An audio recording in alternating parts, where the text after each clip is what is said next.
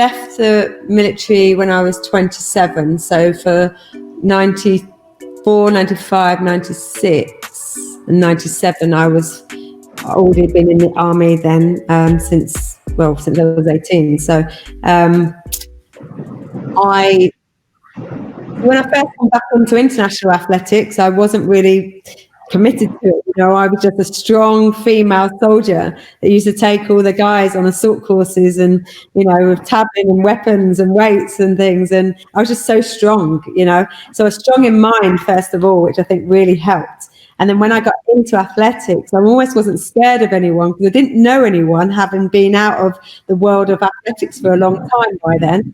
And so when I first went onto the track at a national championships, I qualified, like literally, it's just so weird, the process, because I was running for the army and they started to put me in the men's team because they kept saying, you can't run against the women because you keep lapping them. So like go in the men's, so you push yourself. So I ended up going in the men's at this army championships, 1,500 meters, and coming third out of 14 runners. And it took me from like a really sort of club standard time to a national, you know, a really good national time. So then I went to the national championships and suddenly I'm winning the national championships and being number one in Great Britain for 1,500 meters, you know, within like 3 races. And then it was like, but the year before that was even weirder, is that I wasn't even into my athletics at all, but I'd won the inter-services, so that's Army, Navy, Air Force in the UK. And I'd won with the guys. And they said, why did you go to the national championships? And I was like, I had no idea, you know, I'm just and I got called out as Corporal Holmes, you know, on the track, which of course would have been weird to my competitors. No one knew me. No one knew that I'd had a school career, as they were still in the school. And I ended up winning, like literally winning, and taking myself into like a world-class time into the World Championships. It was like that quick, the transition. But I think that's about discipline, not being fearful. Then once you start to understand about your competitors and you're up against them, then you start getting worried. That's when it all starts going a bit more, you know, when you have that attitude like, oh, I don't care, you know, just run, see what happens. It was all going well. Yeah.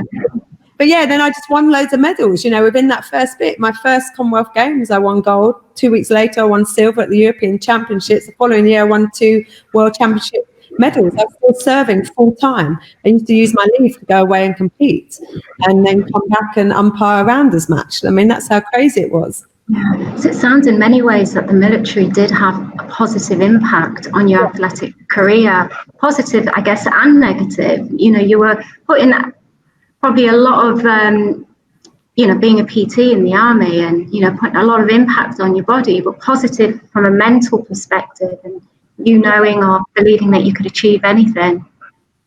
Yeah, so it was more the fact that I was working full time. So physically I was doing all of that, and that was actually part of my athletics training, because obviously the strength work was a lot, and then I just had to sort of run around the track a couple of times, you know. That's what it was like early days. But it puts a toll on your body, of course. But I was so strong at that time. I didn't have a breakdown for the first 3 years competing. And then when I actually did less of the strength work, more of the running, that's when my injury problems started. So that first games that I went to at 26, even fourth in the final and only got picked to fourth by a 10th of a second away from bronze, I ran with a stress fracture. I was actually running the heat semi-final and final with a stress fracture, you know. So that's mind over matter. That's kind of like, you know, stupidity in one way, but determination in another, because Olympics are only every 4 years, you know, and you never know if you're going to get to another one. And I was serving, I was a military soldier, I'd come to Olympic Games, I'm like, there's no way I'm going home, you know. And that was my attitude that I had at that time. So whilst and it was a really good one in that sense, but of course it has an impact on you, you know, and your mental thought process injuries as well as your physical. Yeah, yeah. Thank you. I love the fact that when you were training, that you did something that was really unheard of at the time, and you trained with your rival. So instead of you seeing it as a limitation, you said that, you realised that your skill set complemented her skill set.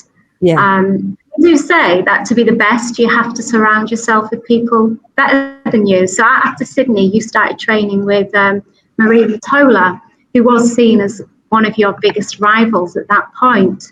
What was it like training with someone like Maria? Do you think this had contributed to your success in 2004? Yeah, so I went to train with her at the end of 2002. So I'd won the Commonwealth Games in Manchester, I got silver in the European Championships, but I was going around sort of the same cycle of, kind of getting to an end of season or part of the season. I was injured, and, I was 32 then. And I knew that the next Olympic Games would probably be my last, having won a bronze in Sydney, where Maria won gold. And obviously, I'd known Maria for years as an athlete and competitor, because she won the first World Championships back in '93 that I sat watching the final when I only got to the semi. This is how long I've known her. She was probably one of the best middle distance runners in the world ever for 800 meters.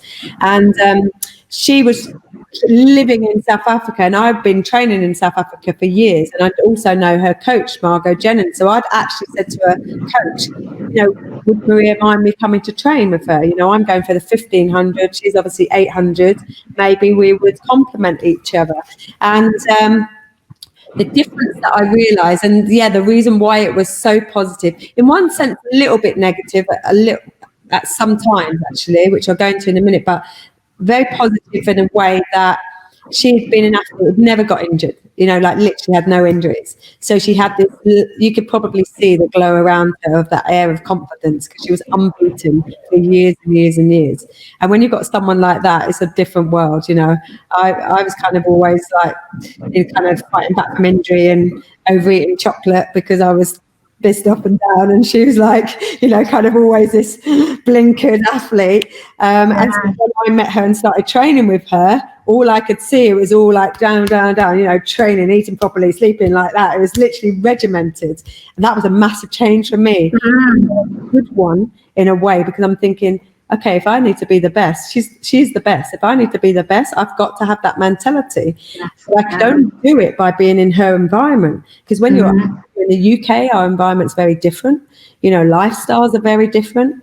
When I was in South Africa, it was rural. It was kind of, I was only there to train.